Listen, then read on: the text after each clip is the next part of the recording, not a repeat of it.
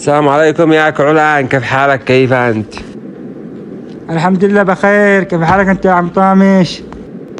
يا كعلان مو تعمل هنا، ايش تسوي؟ يا عم طامش انت لي هنا خيمة، كنت بغير جو اسبوعين. اوه هذه الخيمة حقاك، ما شاء الله حلوة، نفسي فيها. اقسم بالله لو دخلت في السيفية لفقش بطنك. يا طب انا ما قصديش ادخلها في داخل، انا قصدي حلوة عجبتنا. يا كعلان عندي لك سؤال. تفضل يا استاذ. السؤال الأول يقول تخلي الغنم بجملة مفيدة.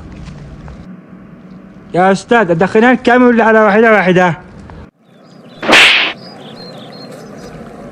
لطمتني جد ولا مازح؟ لا قد لطمتوك.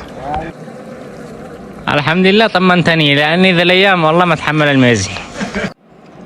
السلام عليكم يا ربوعي، كيف حالك؟ كيف أنت؟ وعليكم السلام يا عفيس، هيا تعال وانا نجلس. يا ربوعي والله طفشان يا أخي. مالك طفشان يا عفيس؟ يا أخي معي مشروع ناقصني زلط، أشتي منك 50 مليون سلاف. والله لو سلفتنا بتجمل جمالة، ما بنسالكش هذا المعروف. مالك يا عفيس؟ حتى انا لما اصلي استحي اطلب من ربي المبلغ هذا. ايه يا حلوة يا مجام، أنا عبرنا. هيا يا قمر تطلعي معي نروح نتمشي. يا حلو كلمة ولا القبر خاطر، أنا فداء. طيب ملا هات الرقم حق الواتس.